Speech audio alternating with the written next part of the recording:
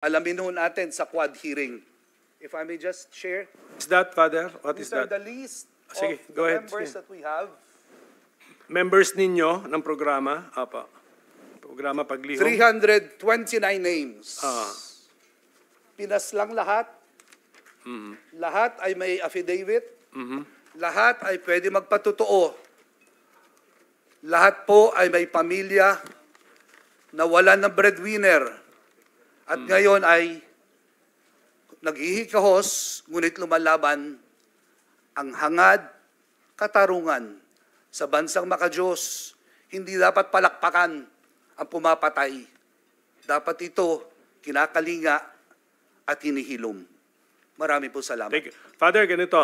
Kaya kayo maraming alam sa issue na ito kasi kayo ang nagpapatakbo ng programa, anong name? Program Paghilom po. Program Your Honor. Paghilom. At dahil sa ikaw nagpapatakbo niyan, ano yung interaction mo? Doon sa 312 families o sa 200 families? Both po. Ilan?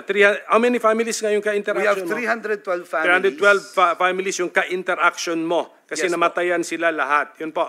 Yes po. That's why doon nakabase lahat itong sinabi nyo. And that is in coordination with Randy De Los Santos being my field coordinator. Kasi si Kian is one of the 312 na nakalista. Sige po. So, definitely organized na yung data ninyo. Tama? Yes po. Apo. So, can the committee request for your organized data? We will, upon checking po with our lawyers, Apo. what we could share and what is highly confidential for their safety. Ande, sa tanong sa marami na tanong. Ay naano ko lang yung itong nilalagay ko lang sa context yung bakit tinawag natin si Father Flavi as a witness. Kasi although hindi siya namatayan, hindi siya but 312 families ang inaruga nung kanyang organization na program Paghilom at meron kang personal interaction with them. Okay, sige. Salamat. And then meron kang sinabi na, sabi mo, Senador, na sabi, shit happens. Sino yun? Are you referring to? Yung po yung nabanggit ni Senator Go nung namatay si Micah. So it's Go. So Senator Go? Sorry, Senator? my apologies. Senator De Bato. La Rosa. Sige, as a matter of right, the Senator can react if he wants to. Yes, Mr. Chair, thank you. I just would like to put in context. Paano ko sinabing shit happens? Indeed, I said that. Shit happens. Because sa amin sa police, sa military, during operations, when you don't have complete control of the operational environment, you expect shit happens. Yun nga, nangyari nga. Namatay yung bata, tinamaan yung bata. Talagang, for me, for us, shit happens. Nangyari yun. So what's the fuss? What's the fuss about blaming ourselves for... Sinabi ko, talaga nangyari. Hindi perfect yung operation. Hindi mo kontrolado ang environment. May tinamaan na bata. So, anong tawag ko dyan? Perfection happens? There's no perfect operations. Sometimes shit happens. That's what I say that. But that does not mean to degrade the soul, the departed soul of that child na namatay. Ang problema lang sa inyo, Father, you are trying to capitalize my words for propaganda purposes. That's very bad, Father. Masama po yan. Huwag niyong gamitin, you do not take the word out of context para i-propagandize yung isang issue. Ako, sinabi ko shit happens because I'm blaming myself as the chief PNP. Nangyari yung hindi dapat nangyari. Namatay yung bata, tinamaan. Really, shit happens. Pero, when the media presented it, when the media articulated it in their papers, wow, iba na. Bato is demonyo na. Na yung bata parang masaya pa dahil lang namatay yung bata. Mali po yun, Mr. Chair. So, matanong ko lang si Father, when you said that you used drugs for 15 years, ano po yung drugs na ginamit mo, Father? Shabu po, o bago pa mag-shabu. Pare ka na noon? Siyempre, hindi pa ho.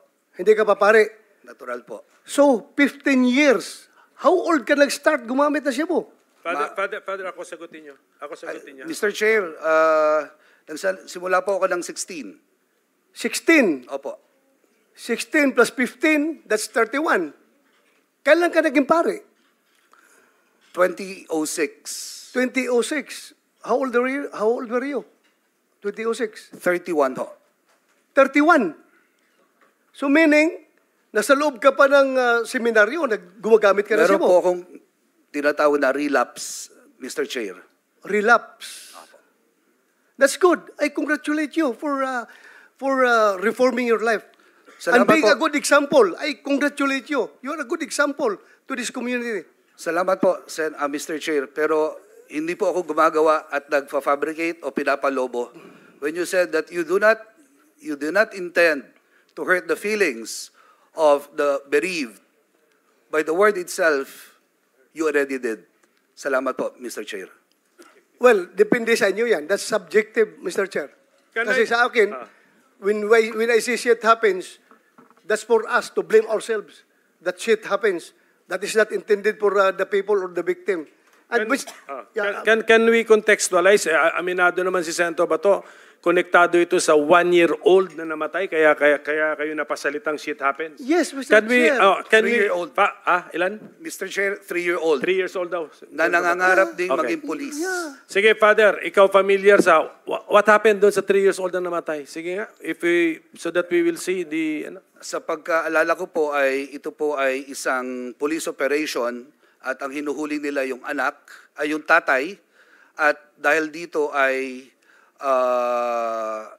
nadamay po yung anak, nadamay yung anak at namatay yung anak. I wouldn't want to give any Saan po yun?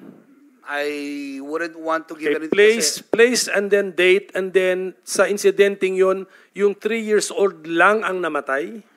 kasama po yung ama, Mr. Chair. Kasama ang ama. So, yun.